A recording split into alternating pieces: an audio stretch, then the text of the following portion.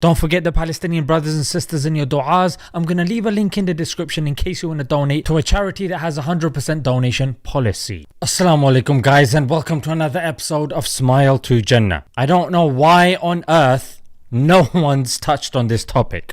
Now before I jump in, because I'm not going to be pulling back any punches, I know some people are lying and waiting for Andrew Tate to slip up. They're saying, you guys accepted him when he said he's a Muslim. Yes, we did. Because that's what you're supposed to do if somebody accepts Islam. Are you saying if someone's background is not according to your liking that they're not Muslim? And secondly, the advocates of the disease and the cancer of toxic feminism that we see today, they'll be like, aha, you were supporting him with what he was saying with regards to masculinity. Yes, a lot of what he said was needed and was incredibly beneficial. That being said, you can disagree with other elements of a person's personality, and that's what we're going to do today. And what we're going to disagree about is despicable, frankly.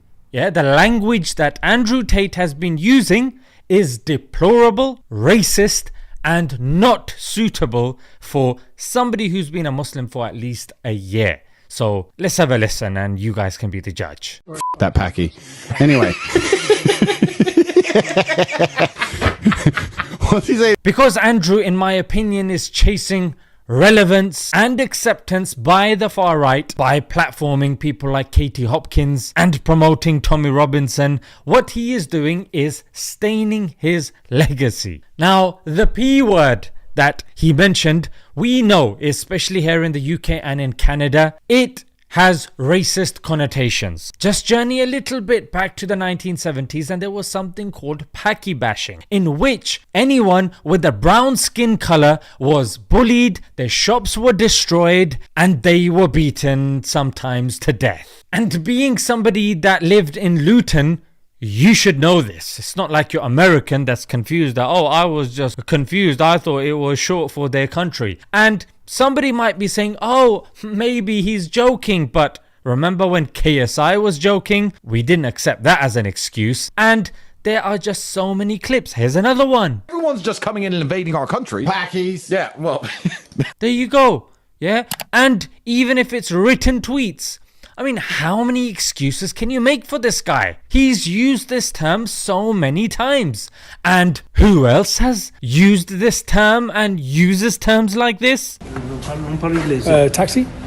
Little p*** drives car. And now we're hearing terms like this even in the riots as well.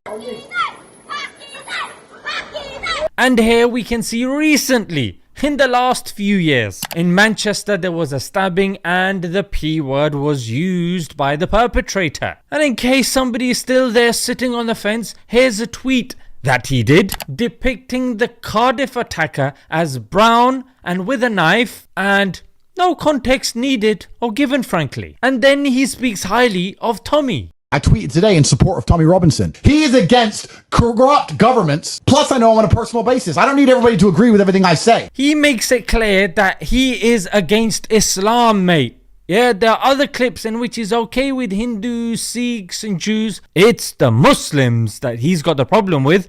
But because of semantics, he says, no, it's Islam, not the Muslims, even though the Muslims are following Islam. And it's very clear that he supports Zionism and he's a Zionist agent. In fact, we're not against migrants, okay? I'm against Islamic immigration into our country. We are sole purpose to tackle Islam. If there was a war tomorrow, which there will be, because I'll probably start at the end of the session. If there was a war and it kicked off, I would be there on the front line fighting for Israel. What to say about Islam and that, innit? Yeah, I have, yeah. Yeah? So why don't you say it now? What do you want me to say? Yeah. It's ideology. It's got no place. Yeah? Yeah, it's got no place. the very organization that he started, the English Defence League, you will see that it was initially registered as the English and Israeli Defence League. So much for England looking after our borders. It's all about the UK, mate. No, it's about the UK and Israel. And this is very ironic because just recently what we saw in the French opening ceremony of the Olympics, we saw them disrespecting an integral part of Christianity and Jesus, peace be upon him.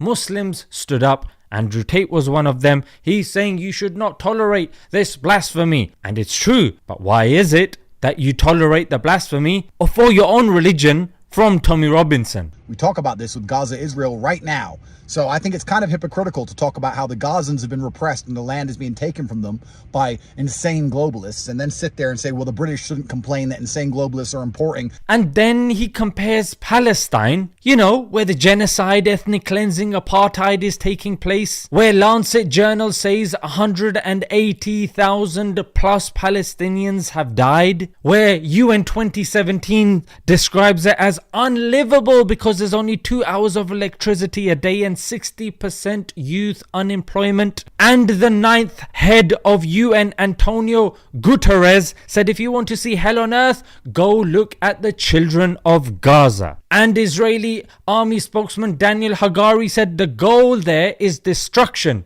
not accuracy. How dare you compare what's going on over there to what's going on over here? How dare you? However, this false dichotomy of sides, choose a team, is exactly what the Matrix wants. Because I'm going to tell you what is going to happen. No, I'll tell you what happened. You want to talk about Matrix? You riled them up with false information. Yours was the early few biggest voices that said that he was an illegal immigrant. So an undocumented migrant decided to go into a Taylor Swift dance class today and stab 6 little girls. I don't see any protests in the UK. I don't see anybody complaining. Nobody's outside of the school. Nobody's outside the police station. I don't know what it's going to take for Western civilization to wake the up. Your enemies are not far away. It's domestic. They've been invited in by treasonous politicians. A range of people took part in the disorder, from children to long-term far-right activists. A former head of counter-terror policing says some violence has crossed the threshold into terrorism. In fact, somebody at the prominence of Nigel Farage, even he took news from you and then threw you under the bus. One of the reasons the Southport riots were as bad as they were is we weren't told the truth. There were stories online from some very prominent folks with big followings, Andrew Tate, etc. Now you guys who started this off look like prats, because in certain areas only 50 of them turn up, 100 of them turn up, and now you're sitting over there with egg on your face. You got tricked by the Matrix, and now you're leading others back into the Matrix by supporting Zionist assets like Tommy Robinson and perpetuating a migrant scapegoat, which we know is not the real cause. Because those people that are talking about migrants, okay, illegal migrants, of course, it's not a good thing. The conversation doesn't start from, oh, people are coming. Nothing happens in a vacuum. Why are people coming? Because Britain, at one time or another, has ruled over 90% of the globe. And they've gone over there, colonized them, pillaged them, and then come back and built their own countries. Not only that, these people will say, yeah, we don't want migrants coming over here and causing issues.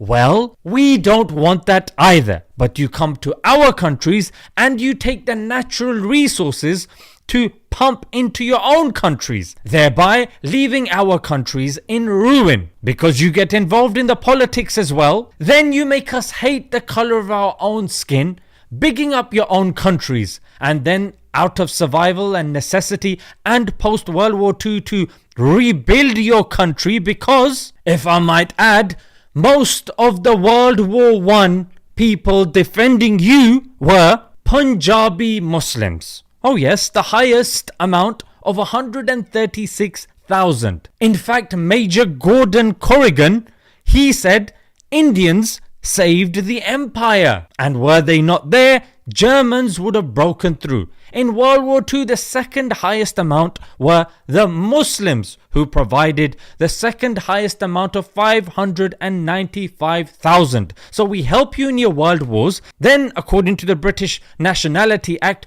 you call us over from the colonies legally, so we come and we settle, rebuilding your country, and apparently that's an issue as well. You can't have your cake and eat it at the same time. Comparing Pakistan and other countries, Pakistan didn't do what I've mentioned. They didn't colonize other countries, siphon off their resources to build up their own country, and then get involved in a world war and then invite people from the colonies to help rebuild it. Give me a break. The conversation needs to happen holistically. Are there issues when it comes to migration and the likes? Of course there are. Is that the only issue that should be the reason why people are coming out on the streets and smashing up shops? No. And if you think it is, mate, only God can help you. That's all I can say. And you know what the greatest irony is?